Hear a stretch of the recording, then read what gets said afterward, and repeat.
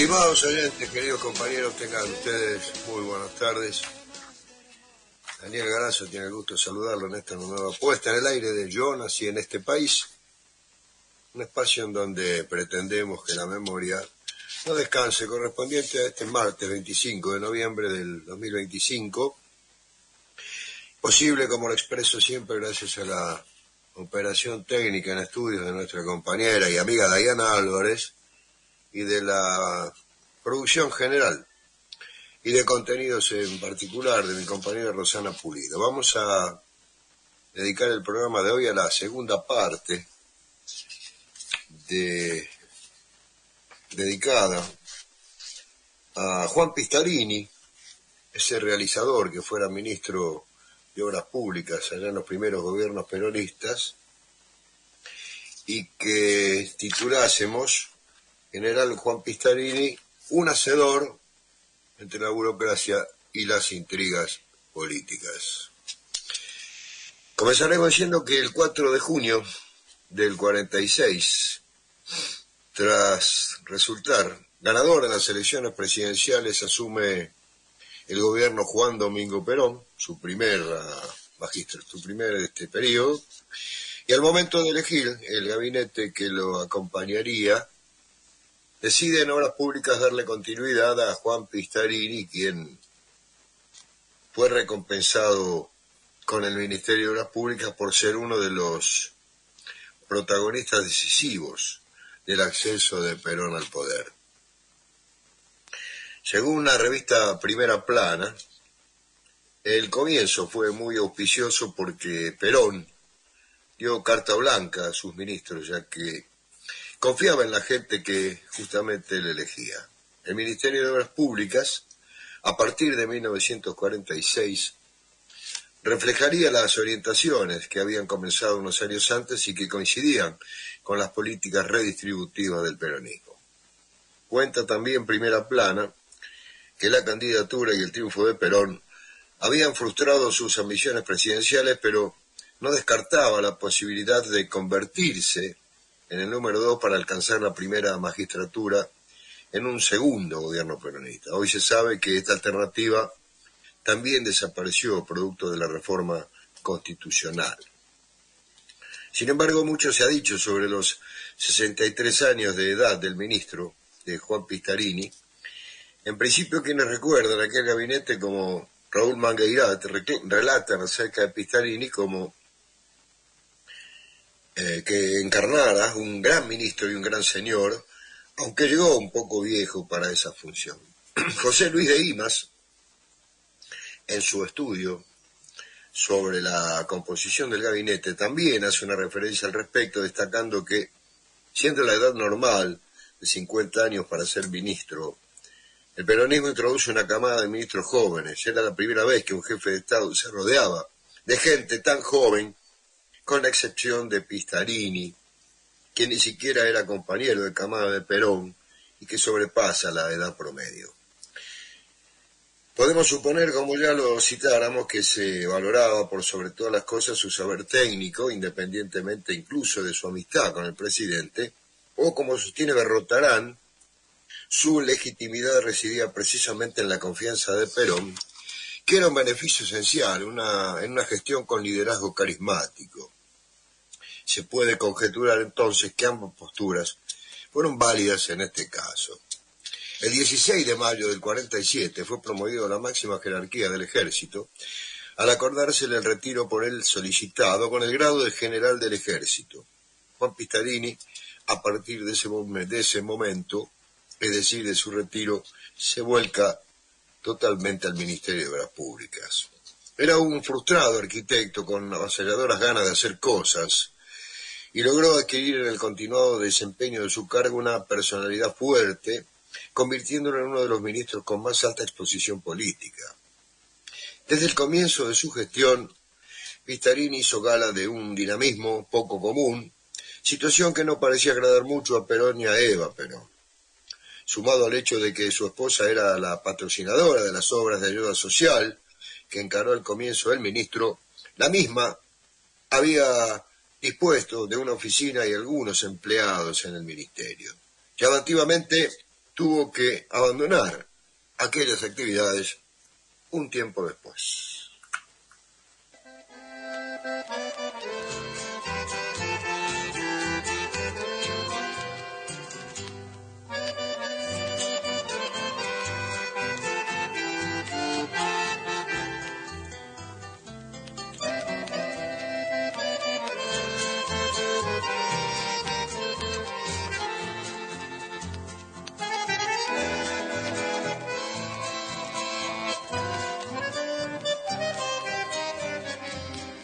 Hoy anduve por el monte de mis años inocentes,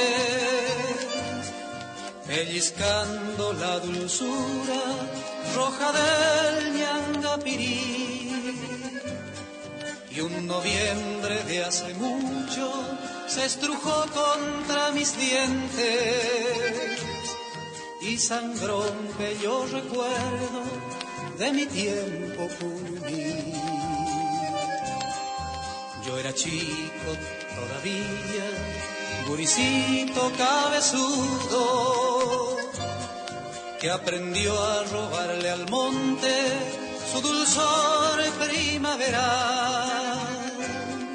Y esa siesta entre zorzales fui pombero corajudo, cuando te cambió un puñado por un beso, te acordás. Yo me fui como los ríos, sur abajo de la vida.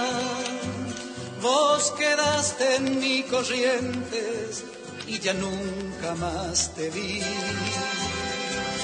Hoy que vuelvo, niño hombre, con el alma dolorida, te recuerdo emocionado, niña del ñangapirí.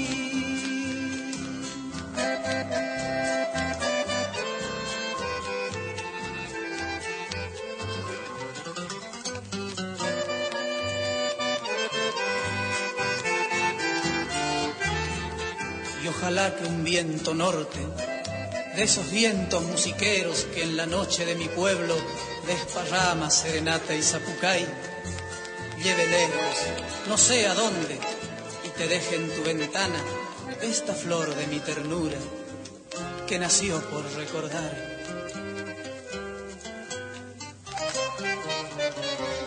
Yo era chico todavía, guricito cabezudo, que aprendió a robarle al monte su dulzor primaveral. Y esa siesta entre zorzales fui pombero corajudo, cuando te cambió un puñado por un beso, te acordás. Yo me fui como los ríos, sur abajo de la vida. Vos quedaste en mis corrientes y ya nunca más te vi. Hoy que vuelvo, niño hombre, con el alma dolorida, te recuerdo emocionado, niña del ñangapirí.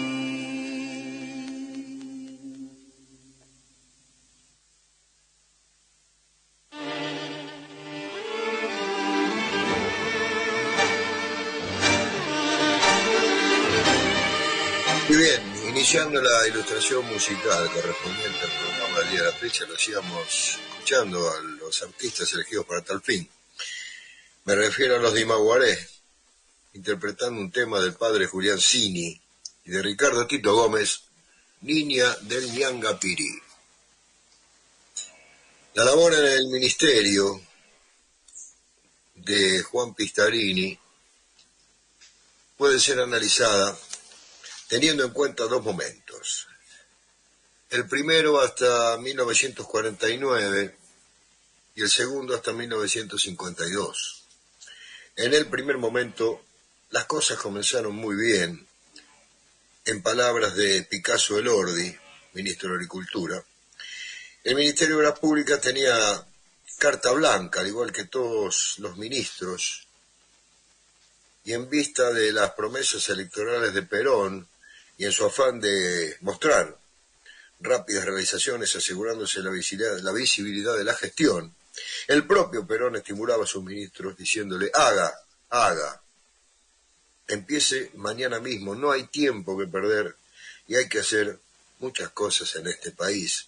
No se preocupe por el dinero, usted siga adelante con su proyecto. El plan de obras públicas, diseñado por el primer plan quinquenal, fue encarado con mucho énfasis por Pistarini. En 1947 se autorizó al Ministerio de Obras Públicas en forma explícita a comenzar con la construcción de viviendas, aunque esto ya había tomado impulso algunos años atrás. La obra más importante encarada en este periodo fue sin duda la construcción del aeropuerto de Seiza, que además contemplaba la construcción de viviendas y otras operaciones. Al inaugurarse la aeroestación años más tarde, llevaba el nombre del ministro al que se le había adjudicado la completa paternidad, una situación poco común si tenemos en cuenta que solo los líderes eran los beneficiarios de la titularidad de las obras. El día en que se inauguró el aeropuerto, el ministro mismo se había preguntado en voz alta: ¿cuánto durarán estas letras? A la luz de la historia posterior, sabemos que en 1955 dejó de llamarse así. Félix Luna presenta el tema del aeropuerto como uno de los motivos del alejamiento posterior de Pistarini en estas palabras que cito: enfrentando toda clase de obstáculos, incluso los celos de Perón y la desconfianza de Evita, logró inaugurar su obra, y el precio de su empeño fue la defenestración que sufrió cuando el presidente recompuso su equipo ministerial para hacerse cargo del segundo periodo. Aunque el ministerio no fue señalado en forma explícita por el plan quinquenal como constructor de viviendas, sabemos que incrementó la producción directa a través de una nueva repartición, la Dirección de Viviendas creada en 1948. La culminación de este proceso puede observarse en la Ley de Ministerios número 13.529 del año 49, que al fijar las competencias del Ministerio de Obras Públicas, incluyó la construcción de viviendas, una atribución ajena a las tradiciones de ese cuerpo estatal. Se puede intuir que comenzaría un segundo momento dentro del Ministerio, cuya labor ahora se enfrentaba con lo que consideramos serios obstáculos, y entonces estamos hablando en principio de la gestión de la Fundación Eva Perón. Las principales intervenciones en vivienda con que se asoció la Fundación fueron empresas del Ministerio de Obras Públicas financiadas con fondos públicos. Fueron presentadas como obras de la Fundación a través del lenguaje arquitectónico y en la forma de materialización. Para 1950, las actividades de la Fundación se habían incrementado, situación que limitaba las posibilidades de decisión del Ministerio de Obras Públicas. Pistarini, según los allegados, tenía un trato muy difícil con Eva. Cuando Eva quería demostrarle su poder, aprovechaba para sacudirlo delante de innumerables testigos y diciéndole: y vos, a ver si haces algo, que Mercante ya te puso la tapa en la provincia. Sumados a estos problemas personales, el gobierno en 1949 no pasaba por buenos momentos económicos, por lo que al parecer el general Pistarini, al tener ese recorte presupuestario, no se mostraba tan dócil con los requerimientos de la Fundación.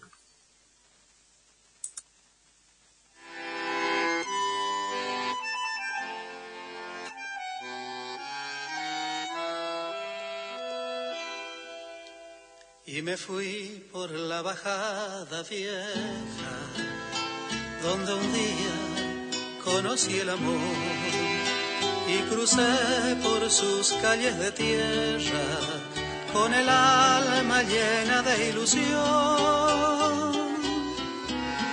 pero solo me esperaba el río, acariciándome el corazón. Río, río, mío, mío, dame sueños, dame que quiero soñar. Posadeña linda, pequeña flor de Mburucuyá, te llevo en la sangre con tu misterio, tu soledad. Vengo de otra tierra, de otros caminos, de otro lugar, a buscar tu lumbre, tus ojos claros, tu palpita. Río, río, mío, mío, dame sueños, dame que quiero soñar.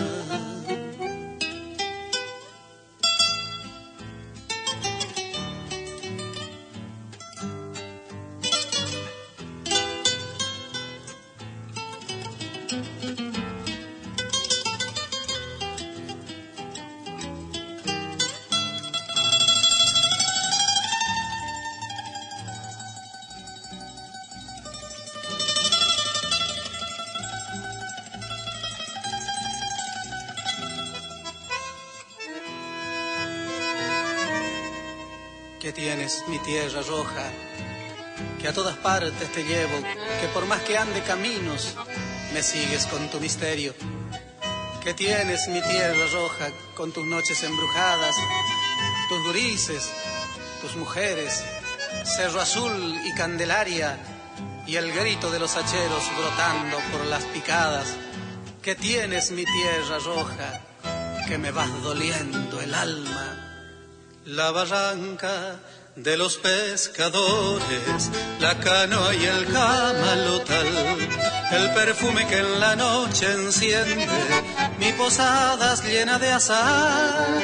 Todo vuelve con tu imagen y la tierra comienza a cantar. Río, río, mío, mío, dame sueños, dame que quiero soñar.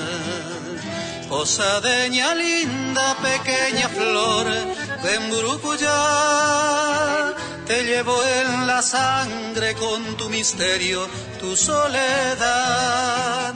Vengo de otra tierra, de otros caminos, de otro lugar, a buscar tu lumbre, tus ojos claros, tu palpita. Río, río, mío, mío, dame sueños, dame que quiero soñar. Río, río, mío, mío, dame sueños, dame que quiero soñar.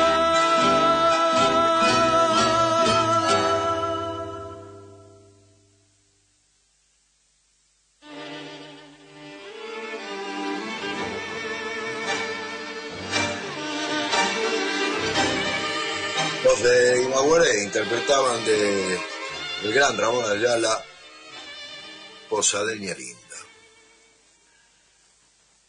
También, en el año 1949, sucedió otro hecho que le habría generado a Pistarini el rencor de Eva Perón.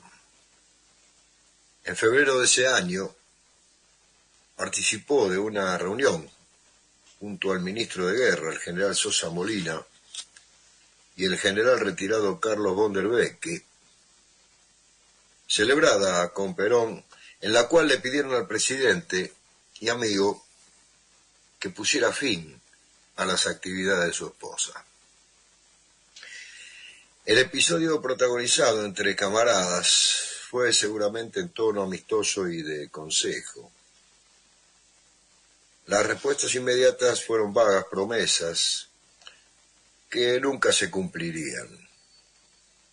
Los testimonios señalan que Pistarini dirigía el organismo con un estilo militar. Manifestaba Pistarini continuamente aborrecer la burocracia, a la cual oponía su propia energía y su dedicación al trabajo. Es decir, exigía mucho a sus subordinados, sobre todo a los ingenieros, a quienes siempre estaba tomando examen.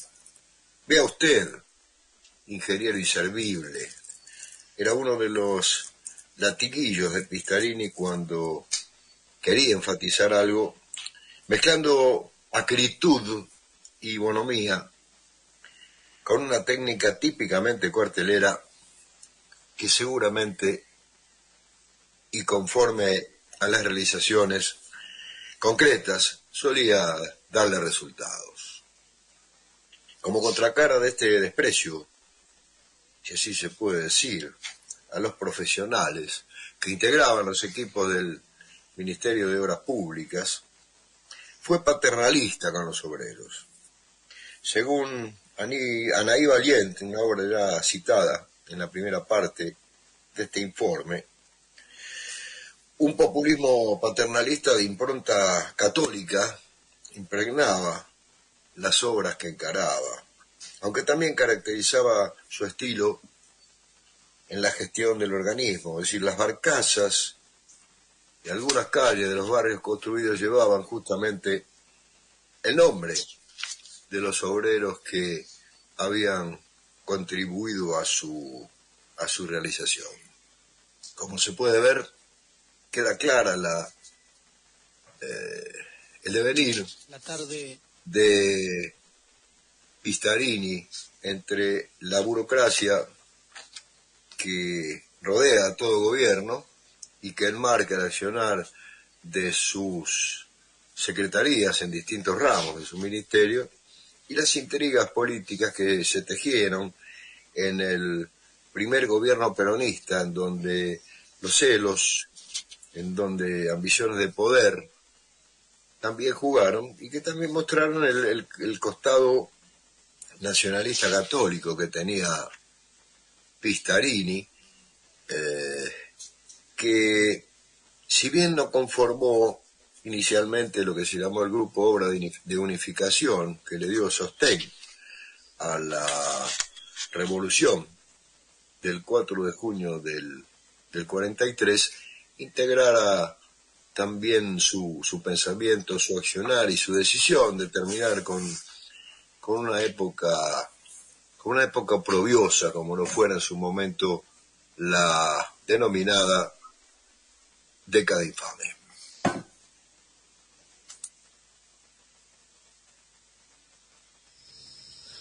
La tarde mezcla zafiros sobre el sueño de los pastos. Un abanico de teros se agita sobre el pantano. Se mezclan grises y añiles bajo el alero del rancho, donde un paisano que puso su jornada sobre el campo pulsa una vieja acordeona y con ella sigue arando.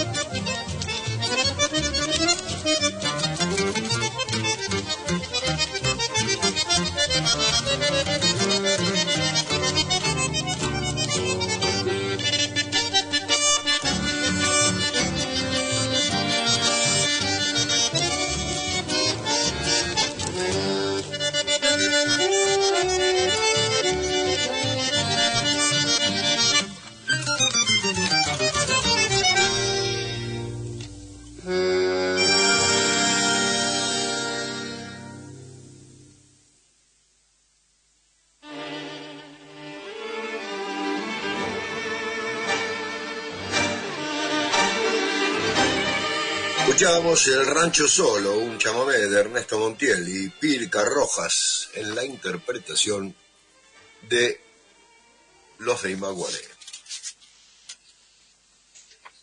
El tiro de gracia, el peronismo lo recibiría en 1952, mejor dicho, Pistarini lo recibiría en 1952, cuando Perón prometió confirmarlo en el cargo para la segunda presidencia. En cambio lo sustituyó en la cabeza de la cartera de Obras Públicas por el ingeniero Roberto Dupeirón, un funcionario de la Municipalidad de la Ciudad de Buenos Aires y colaborador de Eva Perón en la fundación. La misma tarde que se enteró de su relevo, Pistarini recibió en el ministerio a una delegación obrera que coreaba su nombre y pretendía interceder ante el presidente y la señora para que no lo sacaran. Luego de arengarlos en las escalinatas de la puerta principal y pedirles que desistieran de su actitud, porque Perón sabe lo que hace, decía Pistarini, el general se dio vuelta y vociferó entre sus funcionarios más allegados. Pero, ¿se dan cuenta? Ese hijo de una gran siete me ha dejado en la palmera. De nada había valido la preocupación de Pistarini por cumplir los deseos presidenciales al perder el cargo ministerial. Su escaso poder se evaporó y hasta debió abandonar su residencia en Ezeiza, a pesar de que le habían prometido lo contrario, es decir, no desalojarlo. Su gestión comprendió la construcción de 10.000 escuelas, muchos institutos secundarios y terciarios. Construyó los complejos de Embalse y Chapadmalal para el disfrute de la clase trabajadora y otros hoteles turísticos en San Luis, Paso de los Libres, Ushuaia y Bariloche, entre otros destinos. Fue un notable impulsor del turismo, verdadera industria sin chimeneas, como se lo suele calificar. Es considerado Pistarini un propulsor entusiasta del empleo de barcazas para el transporte, es decir, incrementó la flota fluvial porque consideraba que el empleo de los ríos aseguraba el traslado económico de las materias primas del interior del país a las zonas de empleo masivo. Consiguió también la terminación del primer puente internacional argentino-brasileño en Paso de los Libres, Uruguayana. Respecto de las barcazas y de la flota fluvial, esto nos trae también al presente. Téngase en cuenta que les recordamos a aquellos que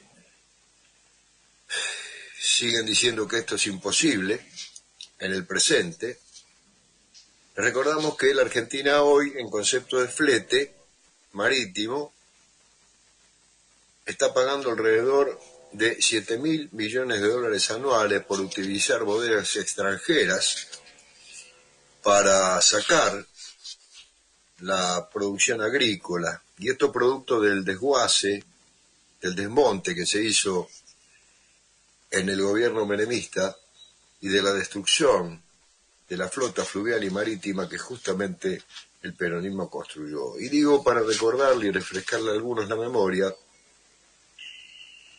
porque cuando dicen que livianamente que la situación es otra, que allá por el 46, 47, 48, yo les quiero repetir que las condiciones estructurales son las mismas y que en una Argentina ávida de divisas, justamente tiene un bache por donde se fugan,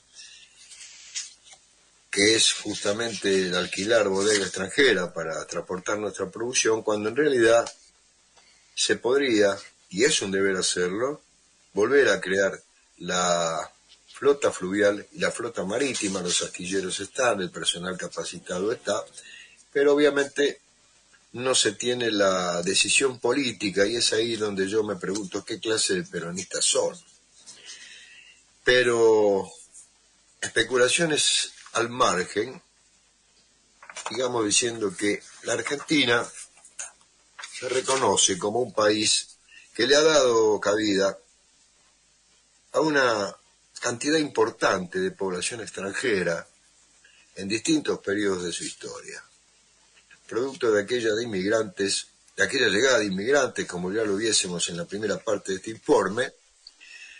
Nació en nuestro territorio un hombre que logró convertirse en una figura destacada del primer peronismo. Su historia de vida profesional ha sido relatada ya en el informe de la semana pasada.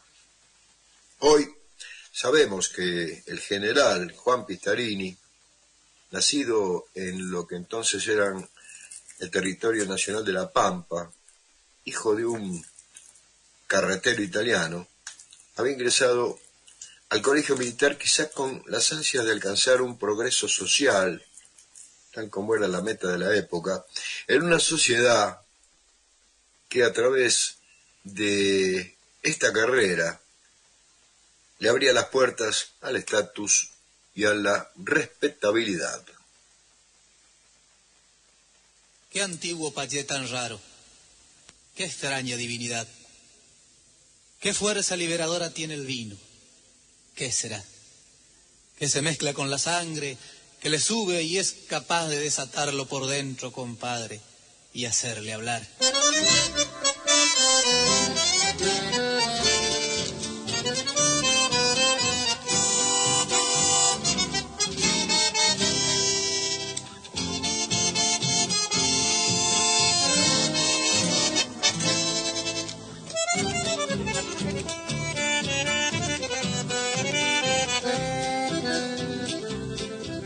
Compadre, que tiene el vino que usted al tomar comienza a sentirse hombre y empieza a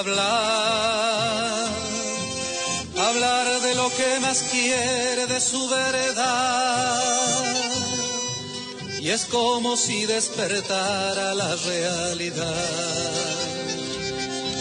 Compadre, piense un poquito qué va a pasar si un día de estos la gente llega a tomar el vino que necesita y empieza a hablar de lo que más quiere, ¿qué va a pasar?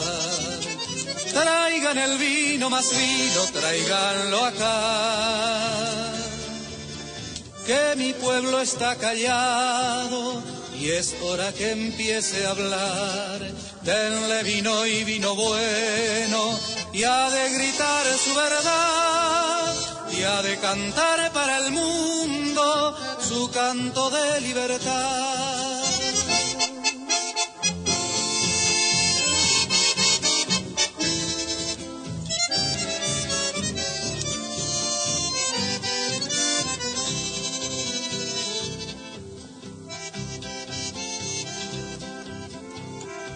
Una vez le oía a un borracho como diciendo un refrán, que el vino es sangre de Cristo porque es sangre popular.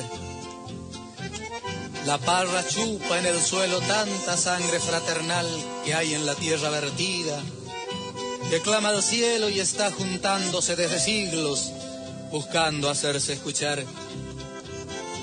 La sangre de los hermanos que amamos y ya no están, de nuestros muertos queridos que nunca nos dejarán, de los que dieron la vida porque amaron de verdad, los que eligieron morirse por no saber traicionar, los que encontraron la muerte buscando la libertad, los que dejaron sus huesos en Malvina y soledad, como raíz enterrada que algún día ha de brotar. Tenía razón el borracho, pensando bien es verdad. El vino libera al hombre y es fermento de amistad. El vino es sangre de Cristo porque es sangre popular. Imagínese, compadre, qué va a pasar si un día de estos la gente llega a tomar el vino que necesita y empieza a hablar. Usted ya sabe, compadre, qué va a pasar. Traigan el vino, más vino, tráiganlo acá. Que mi pueblo está callado y es hora que empiece a hablar. Denle vino y vino bueno, y ha de gritar su verdad, y ha de cantar para el mundo su canto de libertad. Denle vino y vino bueno, y ha de gritar su verdad, y ha de cantar para el mundo su canto de libertad.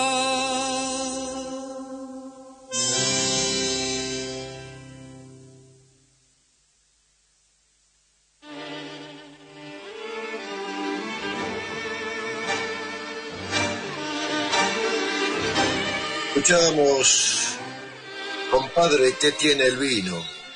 Un tema de Julián Cini, interpretado por los de Imaguaré. Aquí me quiero detener. ¿Cuántos de los que están escuchando saben, o en general, en Argentina saben quién fue el padre Julián Cini? Esto también tiene que ver con la soberanía cultural, con nuestra identidad, y del manejo que se hace de la música nativa ligada a lo comercial, a lo momentáneo, ni qué hablar cuando se la relaciona con otros géneros lamentables que andan pululando por allí, con lenguajes soeces, con la exención de poesía, con la dejadez de una belleza que no existe y que una obra artística seguramente busca cuando se hace con verdadera conciencia. Pregunto, ¿cuántos conocen al padre Julián Cini? No solamente en su acción pastoral, en su manera de ver la vida, en su manera de entender el cristianismo, del cual fue su ministro, sino también bajo su punto de vista autoral, bajo su punto de vista y su carrera artística, porque no solamente ha compuesto, sino también ha interpretado. Es decir, un correntino típico, amante de su territorio, amante de su pueblo, que registrara los sufrimientos justamente de su pueblo, la miseria de su pueblo, y que ponderara la casa grande, ¿no? Mianderoga, nombrando así a América Latina en una visión también continental. Repito, esto en las escuelas no se da, esto los profesores de música lo ignoran, prefieren abarcar algunas otras cosas, lo cual también no es novedad, pero va minando de cierta manera la identidad nacional, que en este caso sí en Corrientes es conocido el padre Julián Cini, pero que debido a este cerrojo cultural impuesto del puerto, no llega más que a algunos círculos en Buenos Aires sin que su trascendencia sea popular, sea masiva, como uno de los grandes creadores de nuestra música nacional. Dicho esto, continuaremos con el informe sobre el general Pistarini, diciendo que él mismo transitó el camino de la carrera de armas, destacándose continuamente en los distintos quehaceres que la profesión le imponía y mostrando un espíritu de superación constante. Estudió y formó parte de las comisiones que viajaban a Alemania, como ya lo viésemos, a recibir instrucción, por lo cual fue producto de una germanización muy fuerte que lo acompañará en toda su trayectoria. Se apropió Pistarini de los medios necesarios, no solo para obtener ascensos, sino también para llevar a cabo tareas relacionadas con la preparación de otros impartiendo clases en los centros de formación del ejército. Sus estudios les permitieron formar parte del núcleo de ingenieros que se ocuparon de la ampliación de la infraestructura edilicia del ejército. Sus méritos le permitieron conocer distintos países y supo adquirir en sus viajes conocimientos que luego utilizaría en obras que llevó adelante en otras facetas de su carrera. Dueño de un dinamismo poco común, Pittarini nunca paró de trabajar.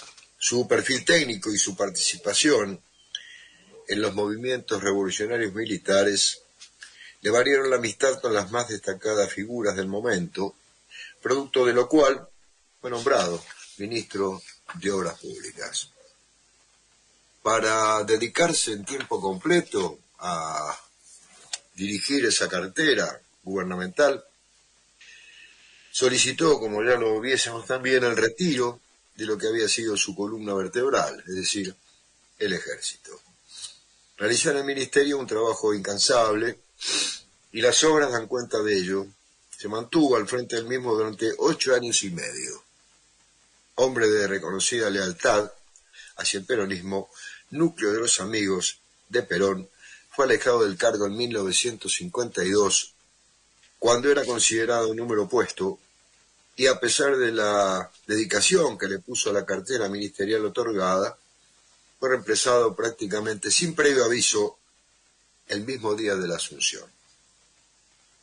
Si bien su nombre quedó asociado estrictamente a la construcción del aeropuerto de Ezeiza, el aeropuerto ministro Pistarini, el ministerio fue realizador de otras cientos de obras que ya citáramos por encima, que tenía a Pistarini como líder, mentor y ejecutor. Si bien es cierto que llegó con 63 años al cargo, no paró de demostrar continuamente que no solo se lo merecía, sino que cumplía con los requerimientos del gobierno de manera constante. Puede leerse que su salida fue producto de varios desaciertos o errores cometidos en un liderazgo carismático de tipo personalista, donde no había lugar para quienes consciente o inconscientemente acumularan alguna cuota de poder propio o compartiesen con el líder características de orden similar.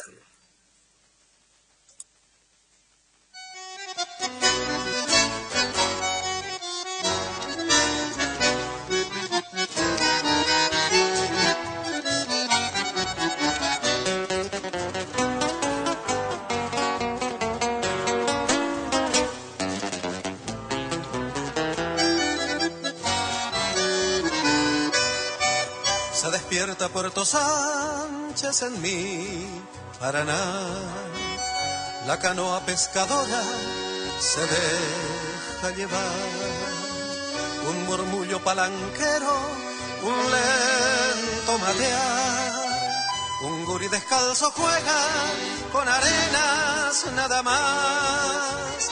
Se despierta Puerto Sánchez en mi Paraná.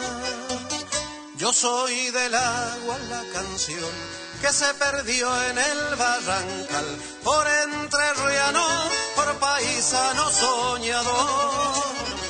De la ribera soy el peón, del río hermano pescador, y en Puerto Sánchez con guitarra soy cantor.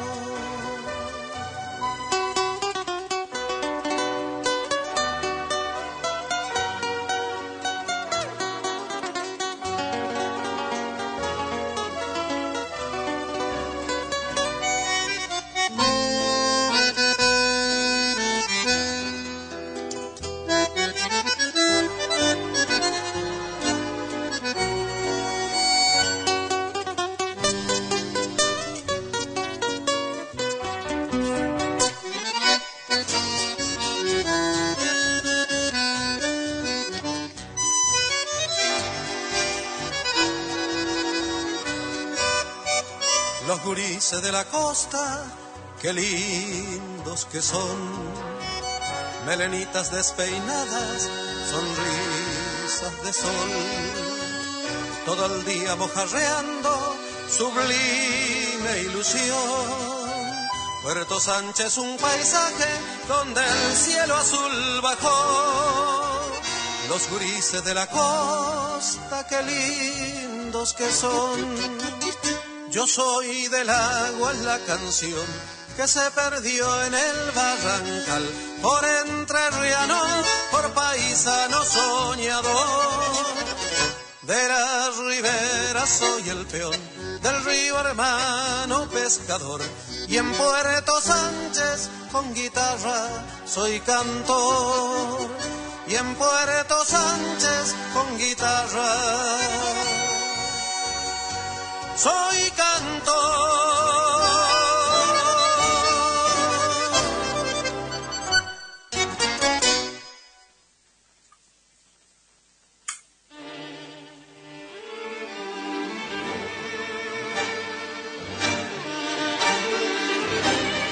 Los de Imaboré interpretaban de Jorge Aristides Méndez, canción de Puerto Sánchez. Tras el golpe de Estado de 1955, el general Pistarini fue detenido y trasladado a la cárcel de Ushuaia, aquella cárcel que Perón había inhabilitado por saber de sus condiciones inhumanas para albergar en ese pedazo de territorio a quienes purgaban condenas. Fue inhibido de sus bienes y perseguido judicialmente. Murió en el ostracismo al año siguiente, es decir, el teniente general Juan Pistarini falleció el 29 de mayo de 1956 en el hospital militar. Pistarini fue trasladado al presidio de Ushuaia, que repetimos por humanismo el general Perón cerrara en 1947, tras el golpe de Estado de 1955, donde fue detenido, mal alimentado y privado de atención médica. Pero el golpismo de 1955 no se contentó con detener a Juan Pistarini. Cuando estaba retirado de sus funciones desde 1952, sino que además resolvieron por decreto número 194 del 29 de noviembre de 1955 y a través de la resolución número 2 de ese mismo año, borrar su nombre y rebautizar al aeropuerto que había creado. Y así fue que en lugar de ministro Pistarini, el aeropuerto pasó a llamarse simplemente Ezeiza. Sin embargo, 30 años después, en 1985, durante la presidencia del doctor Raúl Alfonsín, por expediente 4373-D84 del 27 de junio, se hizo justicia al hacer lugar al pedido de restitución del nombre del ministro Pistarini, al que todavía es el más importante aeropuerto de nuestro país. Hoy, el rol del Estado constituye un aspecto central a la hora de pensar en la reconstrucción de la Argentina. De no menor peso será el papel de aquellos funcionarios encargados de ejecutar dicha tarea. En ese sentido es preocupante cómo la imagen de una meritocracia apolítica, con pergaminos conseguidos en el ámbito privado, ha calado hondo en nuestra sociedad y peligrosamente aún en espacios cercanos al modelo socioeconómico que Pistarini defendía. Lejos de subestimar, digo yo, al pueblo que las observaba, ejecutores como Pistarini entendían del impacto de las mismas, tanto como eran conscientes de que aquellas solo cobraban sentido si venían acompañadas de un complejo entramado industrial anclado en una fuerte infraestructura. Los complejos de Embalse y Chapadmalal, hoteles en San Luis y Ushuaia, numerosas escuelas y terciarios, testimonian, como yo le dijésemos, la relevancia de este eje. Quizás deberíamos volver con mayor frecuencia sobre los funcionarios que lograron direccionar la orientación de un Estado, vocear sus obras y a la vez legitimarlas en el apoyo popular, al derivarlas rumbo a un crecimiento económico sustentable, justo y soberano.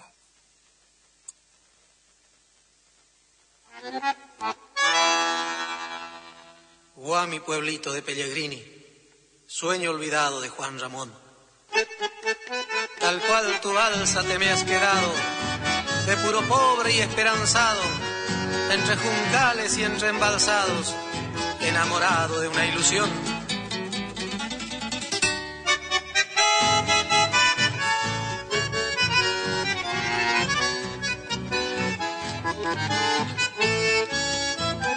Azul el viento de tu laguna y azul tu cielo lleno de sol.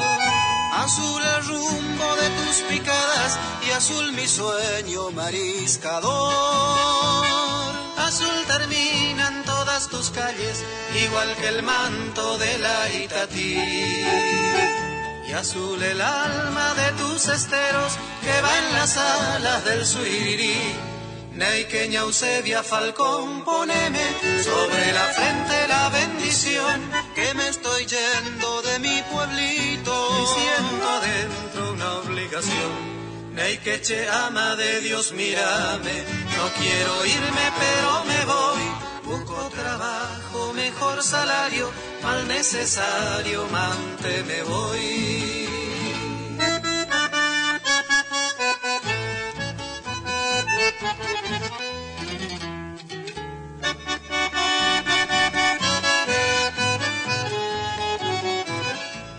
Qué azul hechizo, qué azul abrazo te cuida al paso picada al sur.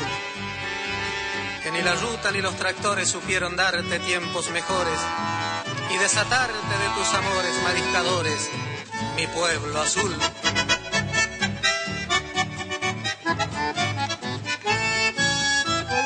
Azul el humo de tu pobreza sobre el fogón del atardecer. Y azul la noche de la injusticia que no respeta ni al yacaré. Azul la tumba del angelito, rojo el pañuelo de su taita. Y azul el barro de la rosera que chupa caña hasta el Zapucay. Neiqueña Eusebia Falcón, poneme sobre la frente la bendición, que me estoy yendo de mi pueblito y siento adentro una obligación. Neiqueche, ama de Dios, mírame, no quiero irme pero me voy. Busco trabajo, mejor salario, mal necesario, mante me voy. Neiqueña Eusebia Falcón, poneme sobre la frente la bendición.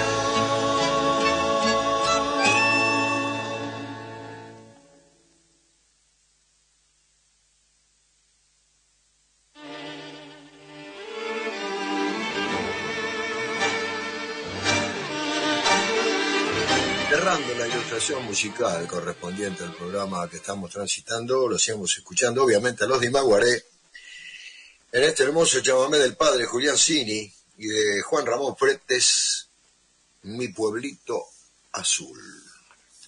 Hemos querido así recordar la figura del general Pistarini y honestidad intelectual mediante, basándonos en el trabajo de Estela Yunta, Juan Pistarini, Ejército, Técnica y Administración Públicas en Tensión. Para recordarle a muchos que el enemigo sigue siendo el mismo, que el enemigo está presente, que el enemigo toma revancha y que, bueno, que algunos se queden con esa consigna de que el amor vence al odio, no porque yo sea un admirador del odio, sino porque me parece que ya eso de poner la otra mejilla ante la circunstancia que estamos viviendo quedará para algunos que tengan ganas de ser mártires, y lo que se precisan justamente en esta etapa no son mártires sino un pueblo movilizado, un pueblo consciente, pero sobre todo dirigentes que tengan en claro que el enemigo es el mismo, que por más que las circunstancias de la Argentina hayan cambiado, la lucha es entre los oprimidos y los que oprimen, entre los explotadores y los explotados, entre patria y colonia, entre imperio y nación. Mientras esto no se tenga en claro, seguiremos como estamos. Con esto nos vamos a despedir, si Dios quiere, hasta el próximo martes, cuando pongamos en el aire un nuevo capítulo de Yo Nací en este País, un espacio en donde pretendemos que la memoria no descanse. Patria o muerte, venceremos, más que nunca es la consigna. Gracias por su atención. Será hasta el próximo martes, a pasarla lo mejor posible. Chao.